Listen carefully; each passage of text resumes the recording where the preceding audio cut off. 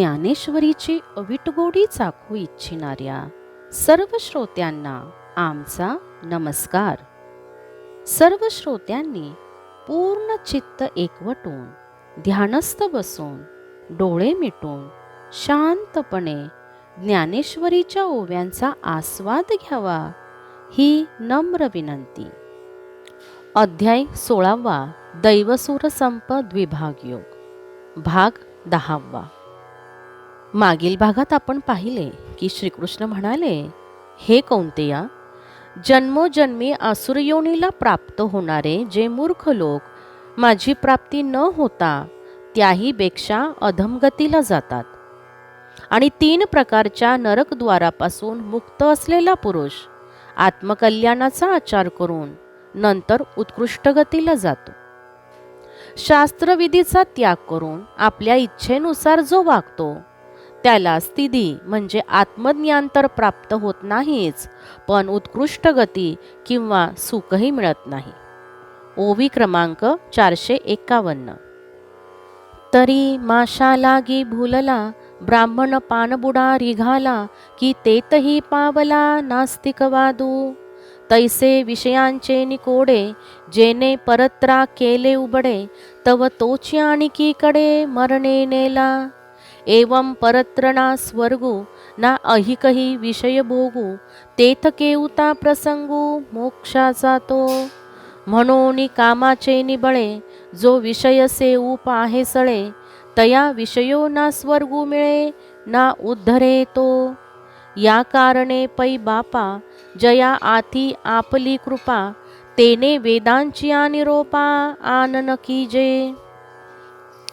ब्राह्मण माशाच्या लोभाने कोळ्याच्या जातीत शिरला, परंतु कोळी देखील असला नास्तिक आपल्या जातीत नको म्हणून आपल्या जातीत घेईनात. अशा प्रकारे तो आपल्या आणि परक्या जातीसही मुकला. याप्रमाणे विषयभोगाच्या इच्छेने परलोक लाथाडला, पण विषयभोगाचा तरी लाभ होईल म्हणावे तर मृत्यूने त्याला गाठले. अशा प्रकारे दोन्हीकडे तो अंतरला.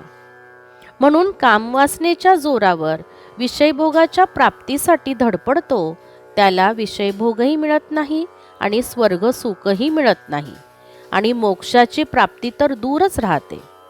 म्हणून कामाच्या बळाने जो आग्रहाने विषय सेवू पाहतो त्याला विषय सुख मिळत नाही अथवा स्वर्ग मिळत नाही किंवा त्याचा उद्धार होत नाही. बाबा अर्जुना, ज्याला स्वतःवर कृपा करायची असेल त्याने वेदाज्ञेचे उल्लंघन कधीच करू नये. पतीची आमता अनुसरोणी पतिव्रता अनायासे आत्महिता भेटेची ते. नातरी श्री गुरुवचना दिठी देतू जतना शिष्य आत्मभुवना माझी पैसे. हे असो आपुला ठेवा हाता आथी जरी यावा तरी आदरे जेवी देवा पुढा कीजे. तैसा अशेषाही पुरुषार्था जो गोसावी हो म्हणे पार्था तेने श्रुती स्मृती माथा बैसने घापे.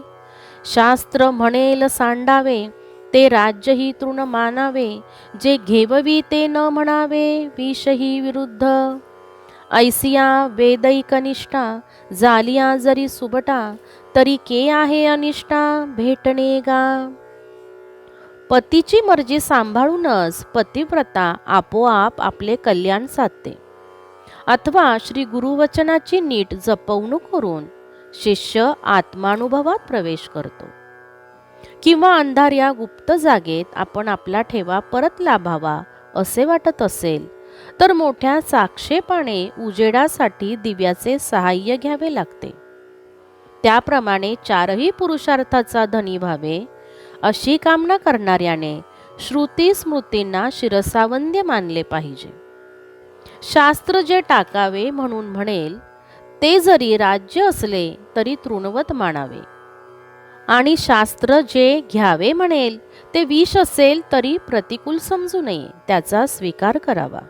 अर्जुना, अशा वेदांशी एकनिष्ठ असणाऱ्या पुरुषांची कधी अनिष्टांची गाठ पडेल काय? पै अहितापासून काढिती हित देऊनी वाढविती नाही श्रुती परवती माऊली जगा. म्हणून ब्रह्मेसी मेळवी, तव हे कोणे न संडावी, गा तुवाही ऐसीची भजावी विशेषेसी, जे आजी अर्जुना तू येथे, करावया सत्यशास्त्रे सार्थे, जन्मलासी बळार्थे धर्माचेनी, आणि धर्मानुज हे ऐसे, बोधेची आले आपैसे, म्हणून अनारिसे करू नये, कार्याकार्य विवेकी, शास्त्रेची करावी पारुखी, अकृत्य कुडे ते लोकी वाळावेगा. हे पहा अर्जुना, अहितापासून सोडविणारी, कल्याण साधून वाढविणारी, श्रुतीसारखी साऱ्या जगाची माऊली कोणी नाही बरे. म्हणून जिच्या योगे ब्रह्मस्वरूपाची प्राप्ती होते, अशा श्रुतीची कोणी अवज्ञा किंवा अपमान करू नये. तू तर हिची विशेष सेवा करावीस. कारण अर्जुना, सांप्रत तू धर्माचरणाच्या आधारावर शास्त्रवचने सत्य आणि सार्थ आहेत हे स्पष्ट पटवून देण्याकरिता मोठा पूर्व पुण्याचरणाने जन्माला आला आहेस. आणि सहजच ओघानेस तू धर्म राजाचा अनुज म्हणजे धाकटा भाऊही आहेस. म्हणून तुझा श्रुतीबद्दल विशेष आदर असावा. धर्मबाह्य आचरण तू कधीही करू नकोस. कार्य म्हणजे कर्तव्य आणि अकार्य म्हणजे अकर्तव्य यांचा विचार शास्त्राधाराने करावा. शास्त्राने जे अनिष्ट ठरविले आहे त्याचा त्याग करावा आणि शास्त्राज्ञा पाळावी. मग कृत्यपणे खरे निगे, ते तुवा आपले नियांगे, आचरवणी आदरे चांगे सारा वेगा. जे विश्व प्रामाण्याची मुदी, आजी तुझ्या हाती असे सुबुद्धी, लोकसंग्रहासी त्रिशुद्धी योग्य होसी. एवं आसुर वर्गू आघवा, सांगोनी तेथीचा निघावा, तोही देवे पांडवा निरूपिला. यावरी तो पंडूचा, कुमरू सद्भाव जीवीचा, पुसेल तो चैतन्याचा कानी ऐका. संजये व्यासाची निरोपा, तो वेळू फेडिला तयान रूपा, तैसा मीही निवृत्ती कृपा सांगेन तुम्हा. तुम्ही संत माझी आकडा, दिठीचा कराल बहुडा, तरी तुम्हा माने येवडा होईन मी. म्हणून निज अवधान, मज बोळगे पसाय दान, दिजोजी समर्थ होईन ज्ञान देव म्हणे. आणि शास्त्राने निर्णय केलेले जे कर्तव्य ठरेल ते आदरपूर्वक काया वाचा मनाने आचरून पूर्ण करावे. कारण तू शुद्धमती असून तुझे आचरण एक आदर्श म्हणून लोकांनी प्रमाणभूत मानावे असा तुझा व्यावहारिक अधिकार असल्याने तू लोकसंग्रहास निसंशय योग्य आहेस. याप्रमाणे आसुरी संपत्ती आणि तिचे परिणाम याचे देवांनी अर्जुनास निरूपण केले आणि त्याचा निर्णयही विशद केला.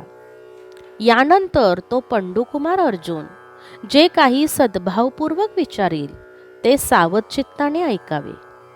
संजयाने व्यास ऋषींच्या प्रसादाने धृतराष्ट्राला तो प्रसंग कथन केला.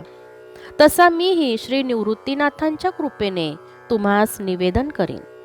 तुम्ही संत मंडळींनी माझ्यावर कृपादृष्टीचा वर्षाव केला तर तुम्हाला मान्य होईल, पटेल असा मनपसंत व्याख्यान करणारा मी होईल.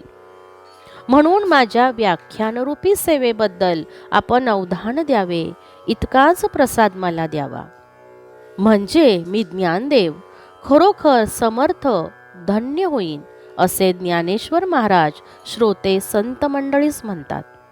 येथे अध्याय 16वा समाप्त झाला आहे. पुढील व्हिडिओत आपण अध्याय 17वा सुरू करणार आहोत. रामकृष्ण हरी, रामकृष्ण हरी.